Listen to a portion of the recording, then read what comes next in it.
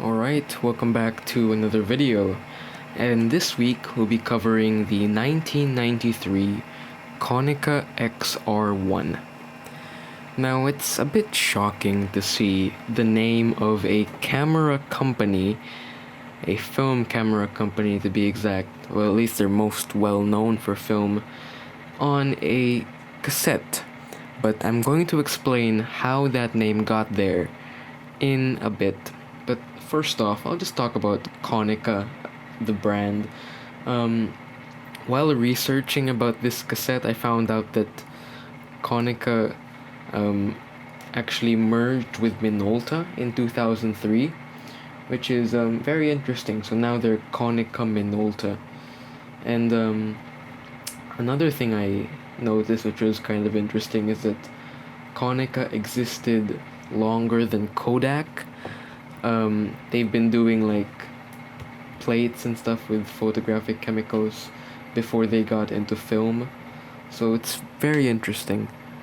And yeah, so this is not the cassette we're going to be opening right now. We're actually going to be opening this one because in the job lot, which I bought a long time ago, yeah, just so happened to be in very bad shape, but we'll be looking at this one for the wrapper. So Konica XR160, on the one we're going to be opening is 90, but it's the exact same thing except, 60 turned into 90. Type 1, normal position with some Japanese. Turn it around. You can see here Konica XR160, Type 1, normal position, normal bias, 120 microseconds EQ. Some more Japanese, 60 minutes with 30 minutes per side.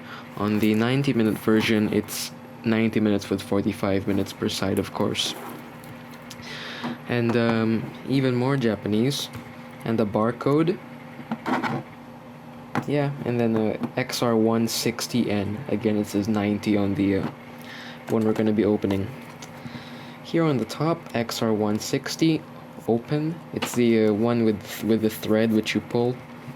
Type 1, normal position, Konica. Same thing on the front here. Like the one on the spine is the same text as the one on the front, the exact same. Yeah, and then on the side here, there's actually nothing on it. So yeah, let's just open this one. Well, to be honest, it's already pretty open. Like, I can literally just pull it out of the wrapper. Just like this. Watch. Yeah, so whoever used to own this, they just, I guess they just accidentally unwrapped it, or they unwrapped it, but they ended up not using it, because the plastic itself, it definitely has the texture of a cassette that's never been used. However, one thing I just noticed now is that the cassette is slightly wound, so that's interesting. Anyway, yeah, I guess they used it for like a tiny bit, then they did not want to use it again? I don't know. Anyway, XR1, Type 1, normal position, 90, Konica.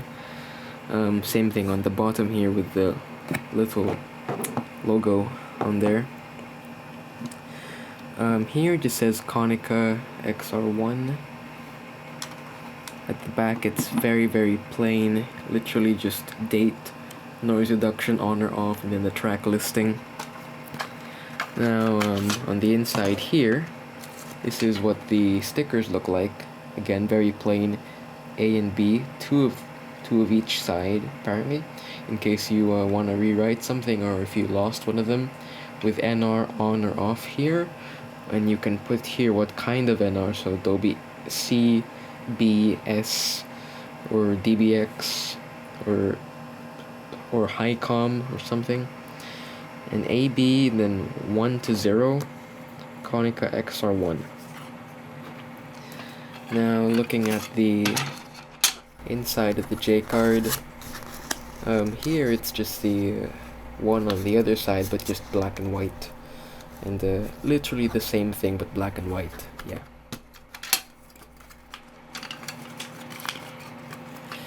Okay. Now let's take a look at the cassette itself. And now I'm going to be mentioning why this stuff just happened to Konica, why Konica got its name on a tape. So apparently Konica has been making cassettes since 1984. At least that's the earliest date I could find of a Konica made cassette.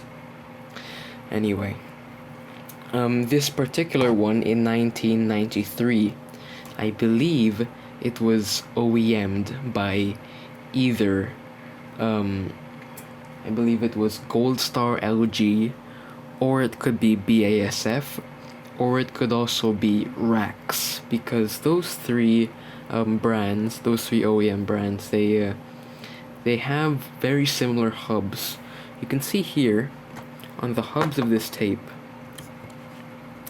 that it's just a solid color on the thing that holds on to the leader, with three sets of three holes that are square shaped. If you look at this BASF FE1 from around the same time period actually, you can see that the hubs are very, very similar.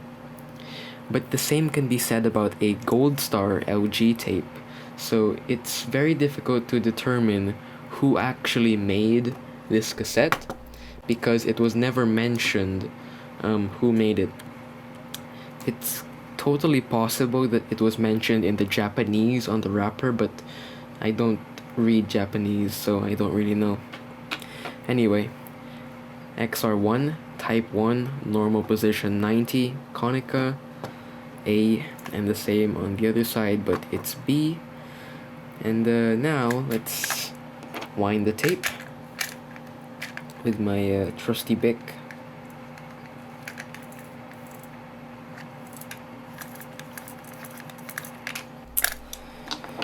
Okay, you can see here that the tape is once again very brown, and it's a very dark brown, a dark chocolatey brown. And if you compare it with the BASF, let me just wind it as well.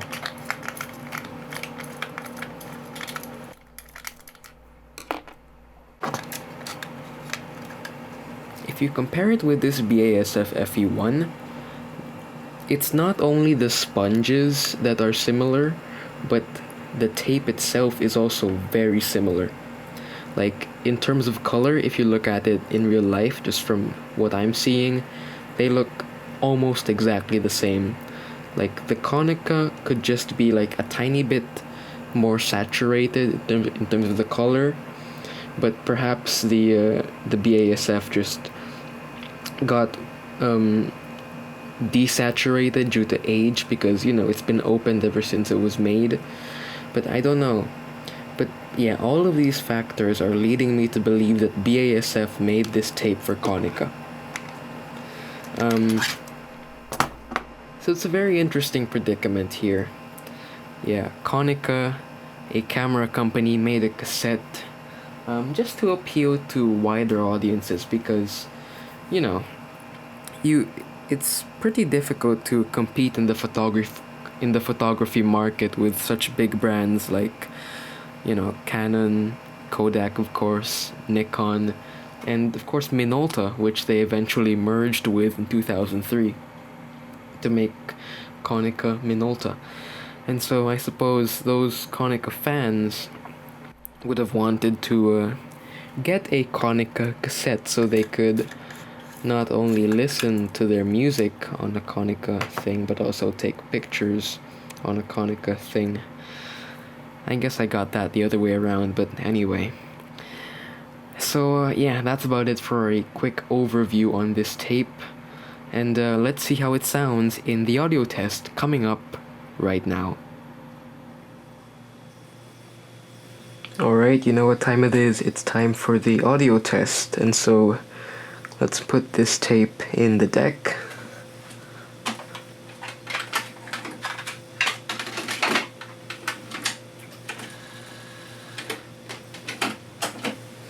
Okay, now it's calibrating, and the track we'll be using today is called Rooster by Telecasted.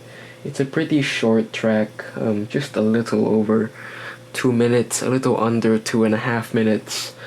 And I'm not sure if I've used this before, but like part of me thinks that I've already done this, and part of me also thinks I haven't.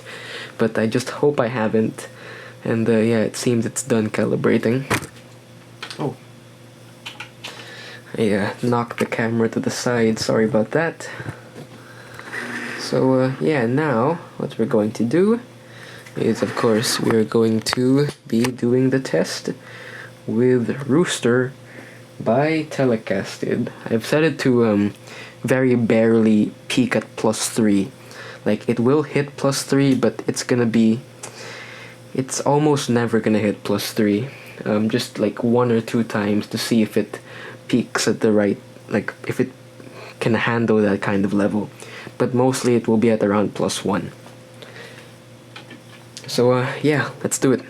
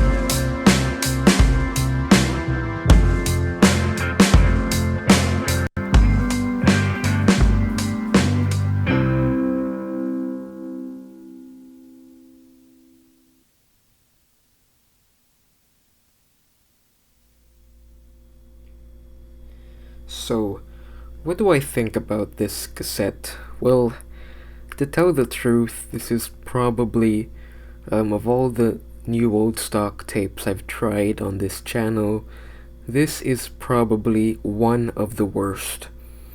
The treble was just very, very bad. It suffered a lot of...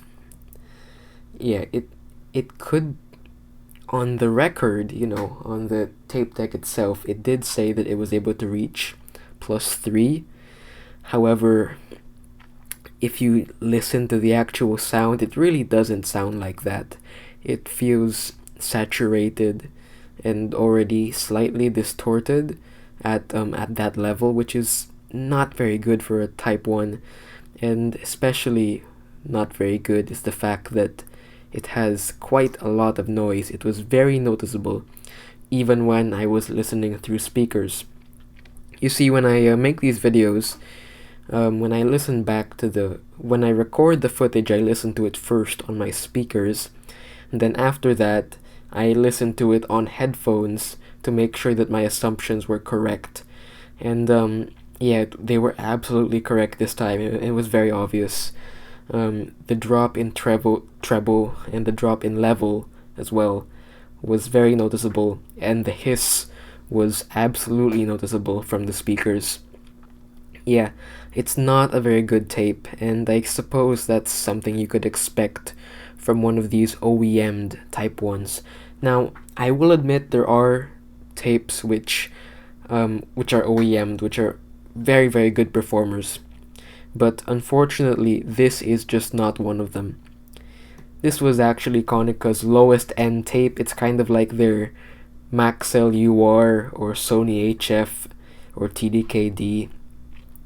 And you can tell it's been OEM'd because, yeah, it's not very good. But to be honest, with my deck's flex and digital noise reduction capabilities, it would probably be, okay, if you factor those two features in. But just hearing it raw, because all of my audio tests are raw audio,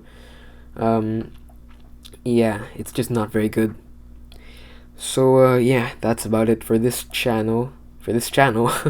No, this channel is not gonna end. But that's about it for this video. And yeah, this tape is not super good.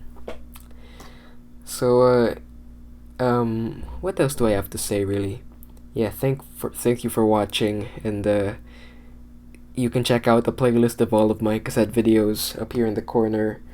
And I hope all of you are having a wonderful morning, afternoon, or evening wherever you are, and I'll see you in the next video. Goodbye.